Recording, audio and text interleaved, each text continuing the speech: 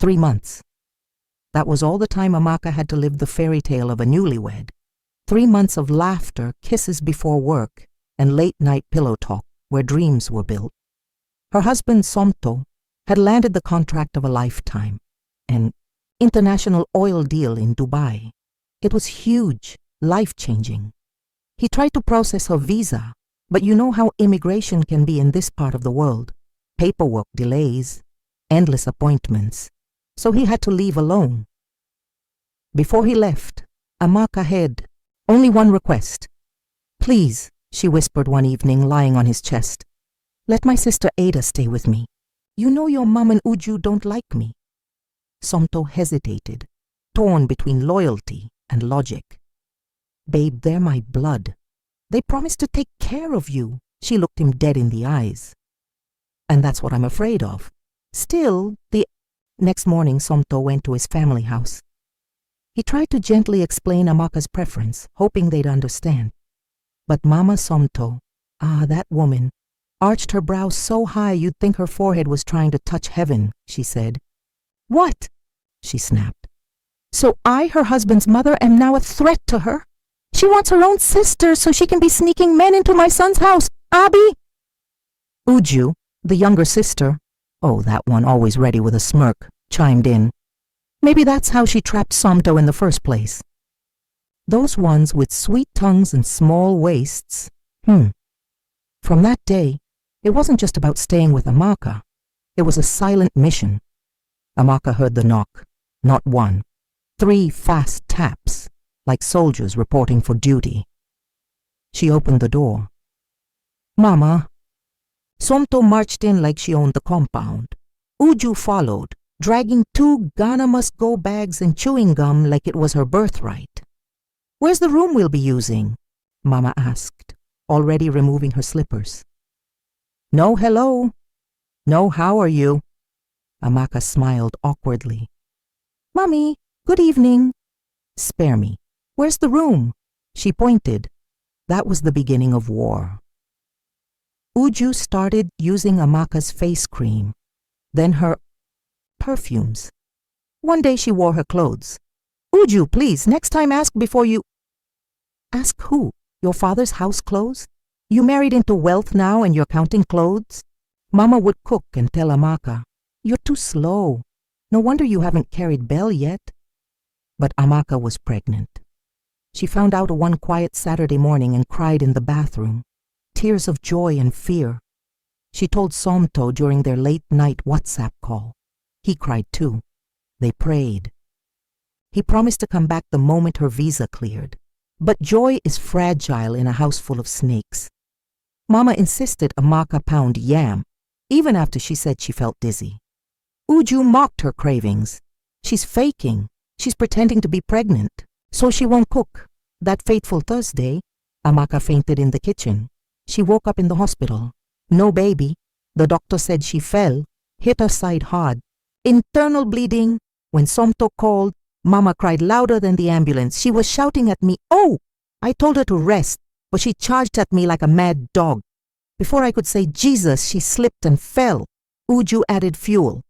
"Brother, she was angry we didn't let her sneak out to see some man. Maybe the pregnancy wasn't even yours." Somto didn't know what to think. Amaka, bruised and broken, stared at her phone for hours waiting for his call. It didn't come that night, or the next, but what Mama didn't know. Before leaving, Somto had installed a hidden nanny cam in the living room. Not because he didn't trust Amaka, but because he didn't trust his mother. And a week later, Somto opened his laptop, poured himself a drink in his Dubai apartment, and pressed play. What he saw made his blood freeze. Mama spitting in Amaka's food. Uju secretly placing her underwear in Somto's drawer, giggling, Amaka collapsing while carrying a hot pot, Mama stepping over her like a bag of rice. Somto called Amaka at 3 a.m. her time. "Baby, I'm sorry. I saw everything." Tears ran down, her face like a broken tap. He continued, voice shaking with rage. "Don't say anything, don't do anything, I'm coming home." The screen went black. Amaka stared at the phone. Then, a knock. 3 taps again, but this time, when she opened the door, Mama wasn't smiling, and Uju was holding her phone. "Who are you talking to at this hour?" Mama asked coldly. Uju leaned in. "Hope it's not one of your midnight boyfriends." Again, Amaka stood tall. Taller than her pain, she smiled. "You'll see." The morning after the 3 a.m. call, Amaka was no longer the same. She wasn't smiling. She wasn't crying. She was silent. Calm. Too calm. She got up early, cleaned the entire house, made breakfast, and set the table. Uju looked suspicious. "This, one you're forming perfect housewife today." Mama Somto sniffed the stew. "Hope you didn't poison this food, oh. You this husband snatcher." Amaka smiled. "Eat and find out." 4 days later, a silver SUV rolled quietly into the estate. Somto stepped out, dressed in black, face cold, eyes tired. His heart was beating hard, not from jet lag, but fury. He had watched more clips from the hidden camera, footage of his wife vomiting blood, footage of his mother praying that she would die or run mad so Somto can marry a real wife. He didn't call anyone, he didn't want a welcome party, he wanted the truth. That afternoon, Mama Somto was on the couch, watching Africa Magic, her legs up like she owned the house. Uju was on TikTok, making dance videos in Amaka's boo-boo. Then, the door opened. Somto walked in. Time froze. Mama slowly stood up. "Ah, my son, what a surprise. You didn't tell us. Where's Amaka?" His voice was sharp, cutting. Uju stammered. She went to market." Amaka stepped out of the kitchen holding a tray of jollof rice. She paused when she saw him. Their eyes locked, then tears. She dropped the tray and ran to him. Somto held her like he was holding a fragile treasure, because she was. "I'm sorry," he whispered. "I didn't protect you." They all sat in the living room. Amaka quiet. Somto stone-faced. Mama fidgeting. Uju chewing invisible gum. Somto pulled out his laptop, clicked play, silence. Then, hell broke loose. "Mama na editing. They edited this thing." Somto said nothing, just watched. He watched his mother slap Amaka, watched Uju pour salt in her bathwater, watched his wife curl up, clutching her, belly screaming for help, and no one moved. When the video ended, the room was quiet again. Somto turned slowly to his mother. "Mommy, you caused my baby's death." Mama's mouth opened, but no words came. By evening, Pastor Ikena had arrived. Somto called him, not for prayers, but for witness. "I want peace," he told the pastor, "but truth must be said, loudly." They all gathered, family members, neighbors, elders, and then the bombshell. Amaka stood and spoke everything. How Mama would turn off the heater during cold nights. How Uju once locked her outside at midnight and said she was doing rounds. How they told neighbors she was barren before the miscarriage even happened. The pastor's eyes watered. "Mama Somto, this is beyond wickedness. This is witchcraft in daylight. Just when you think the story has peaked, something unexpected drops." Amaka stands up to go to the restroom. Uju quickly picks up her phone and starts texting. But Somto had already cloned her number. He reads everything on his own phone. "She doesn't know yet. We should finish what we started. Meet me tonight at that same place." He shows the message to the pastor. The pastor reads it, looks at Uju. "Uju, what are you planning to finish?" Uju stands. "It's not me. It's my friend's phone. Your friend's number is saved on your phone as me. Nice try. Knock, knock." Not 3 taps this time. 4 strong knocks. With authority, Two officers walk in. Are you Mrs. Uju Naji? Yes. No, I mean, why? You're under investigation for attempted assault, false accusation, and conspiracy to cause harm. Mama Somto jumps up. You're arresting my daughter? Do you know who I am? The second officer calmly responds. Do you know who sent us? He points at Somto. This man. That night, Amaka sits in her room alone. No makeup, no smiles. Just peace. Somto enters. Pack your things, baby. We're moving. I found a better house. She looks up. What about them? He shrugs. Let them stay here. With their ghost, the house was quiet. Not peaceful. Just still. Mama Somto sat alone in the living room, Bible on her lap, prayer beads in hand, but her mind was elsewhere. She kept replaying the scene from last night, the humiliation, the arrest, her own son, choosing a woman he barely knew over the womb that bore him. She closed her eyes and whispered, Chukwu, fight for me. Expose this girl. She must fall. She must fall. But sometimes, when you pray for someone to fall, God may decide to test you instead. 2 days later, a small brown envelope arrived at Somto and Amaka's new residence. No return address. Just their names. Inside, printed photos, dozens of them, Amaka, smiling, laughing, shopping, with a man, tall, fair, well-dressed. Pictures from different angles, different days. A letter came with it. Your wife has been lying to you. This is who she really sees when you're gone. Somto stared at the pictures, then at Amaka, then back at the pictures. Do you know this man? He asked softly. Amaka took the photos, brows furrowing, her mouth open to speak. Then her phone rang. She looked at the screen. Unknown number. She picked. Hello? A distorted voice on the other end. You think you've won? Wait. Click. 2 weeks ago, Uju, before her arrest, had secretly hired someone, not to hurt Amaka, but to follow her. Snap photos, stage scenes. One of the pictures. The stranger was actually Amaka's cousin, Chinedu, from her late father's side. She hadn't seen him in 8 years.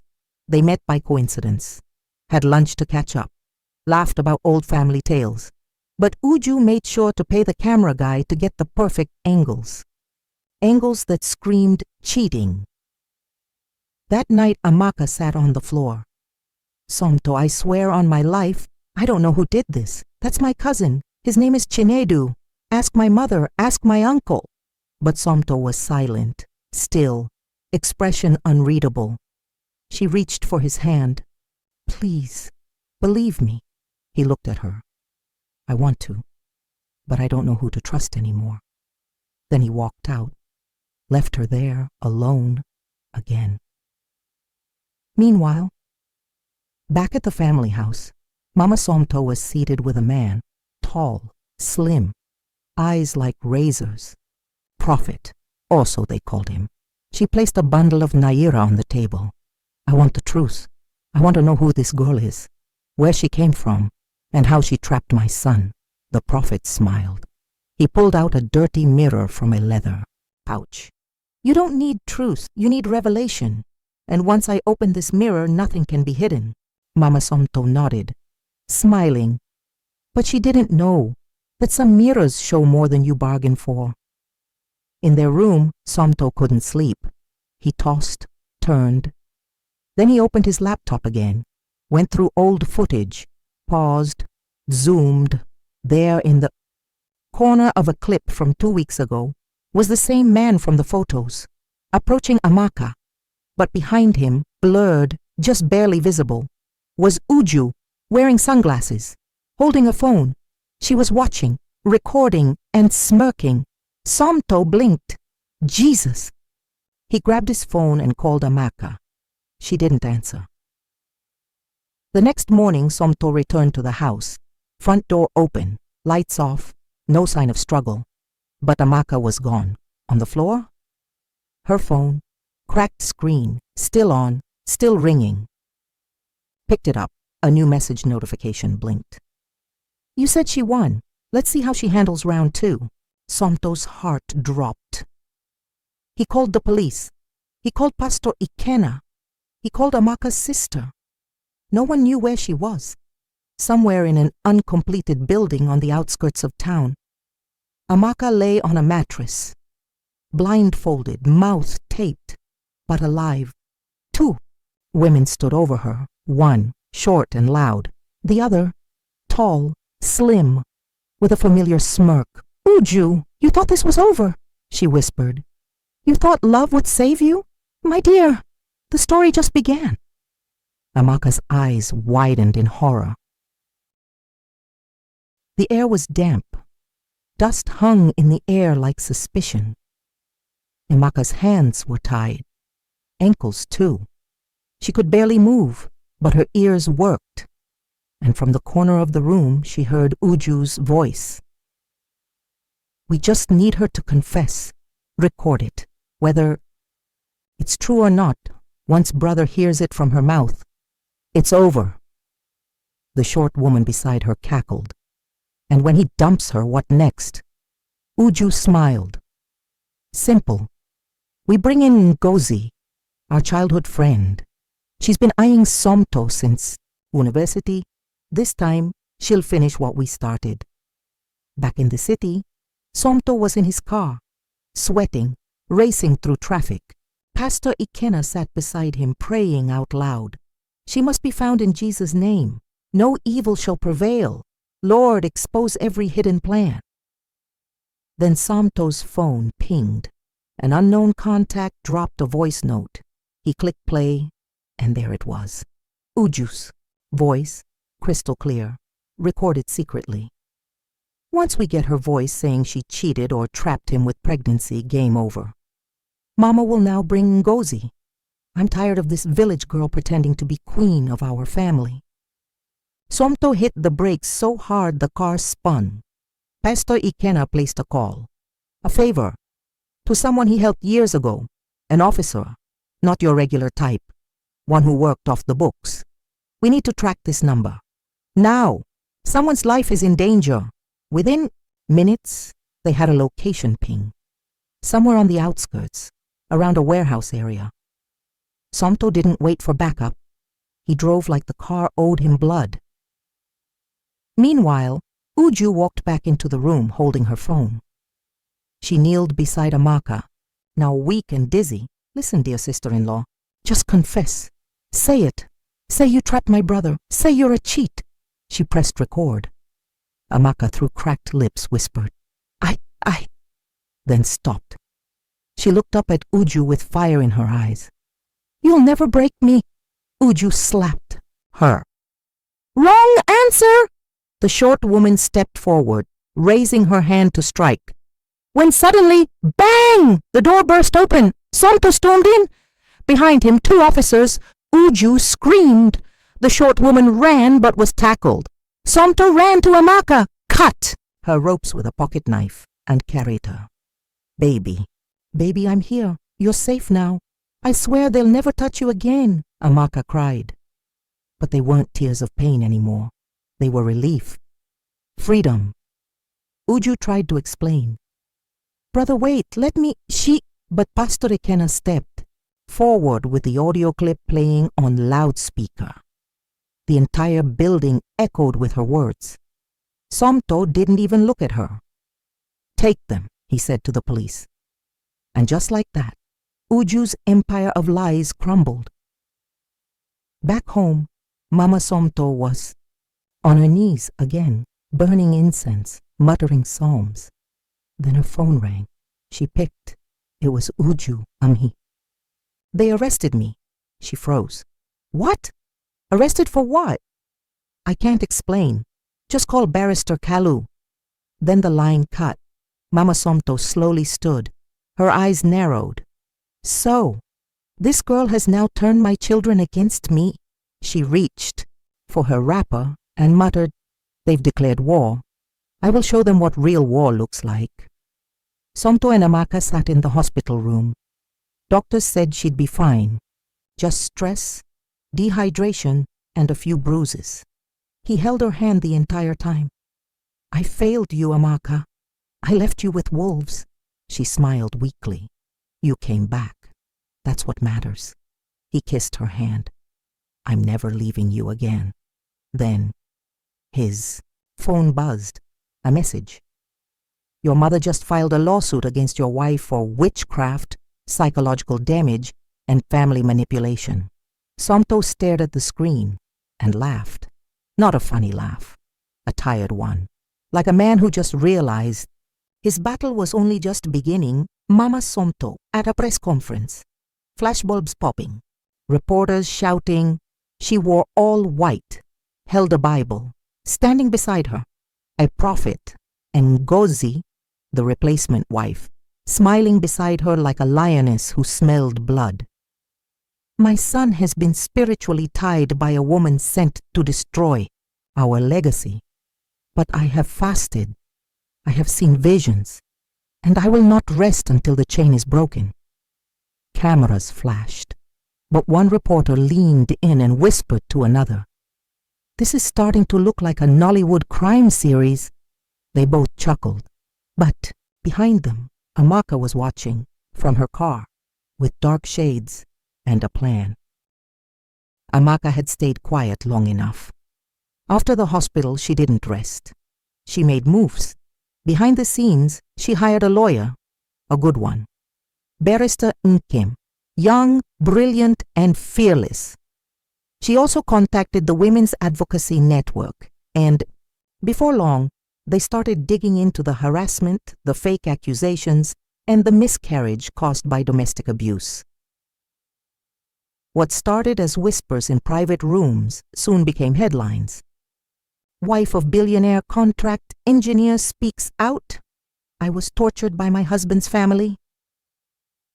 Wife suffers miscarriage after alleged assault by mother-in-law and sister-in-law. Case goes to court, and Mama Somto. Suddenly, all her church friends stopped answering her calls. Even her beloved prophet was arrested for fraud. It was standing room only. On one side, Amaka, dressed in black, calm, eyes cold. Somto by her side, silent but present, loyal. On the other side, Mama Somto, Uju in handcuffs, and Ngozi sitting, awkwardly like a spare wheel nobody asked for. The courtroom was tense.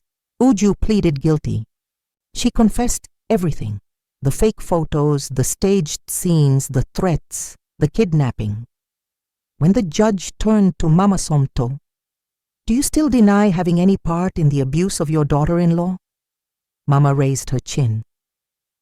I did what any mother would do. I protected my son. The courtroom gasped. The judge stared at her. Madam, you destroyed your son's marriage, his peace, and nearly his unborn child.